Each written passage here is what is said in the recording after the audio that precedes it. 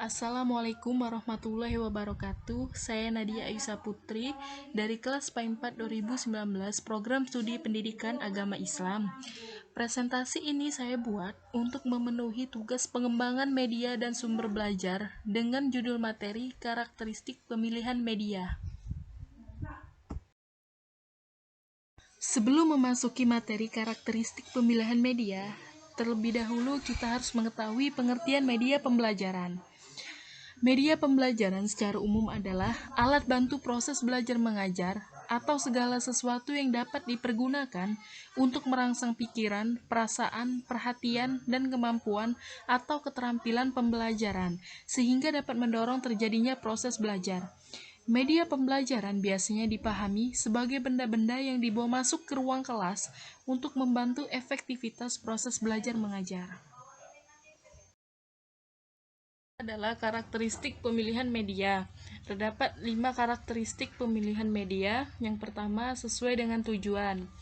Media pembelajaran harus dipilih berdasarkan tujuan instruksional. Hal ini bertujuan agar media pembelajaran sesuai dengan arahan dan tidak melenceng dari tujuan. Yang kedua, praktis, luwes, dan bertahan. Media pembelajaran yang dipilih tidak harus mahal dan selalu berbasis teknologi, pemanfaatan lingkungan, dan sesuatu yang sederhana namun secara tepat guna akan lebih efektif dibanding media pembelajaran yang mahal dan rumit. Yang ketiga, mampu dan terampil menggunakan. Apapun media yang dipilih, guru harus mampu menggunakan media tersebut. Yang keempat, pengelompokan sasaran. Siswa terdiri dari banyak kelompok belajar yang heterogen. Antara kelompok satu dengan yang lain tentu tidak akan sama. Untuk itu, pemilihan media pembelajaran tidak dapat disamaratakan.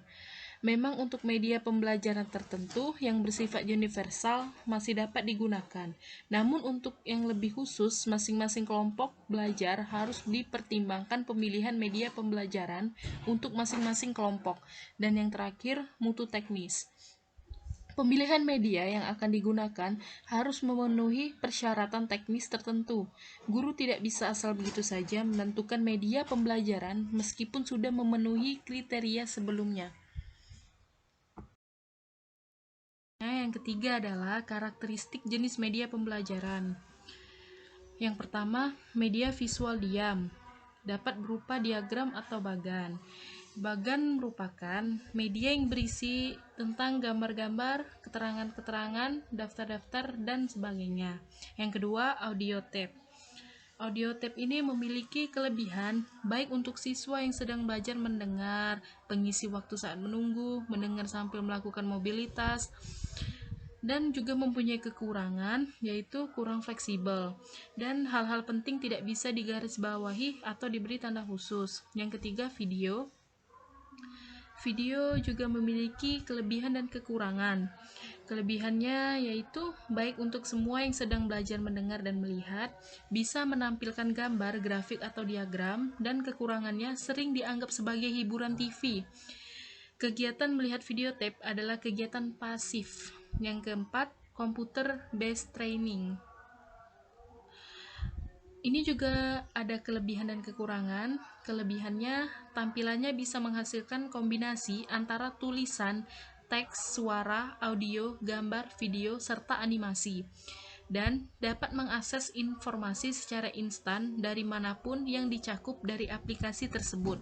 Kelemahannya, mendasar dari penggunaan program ini adalah tidak adanya interaksi antar manusia. Dan yang terakhir, web-based training.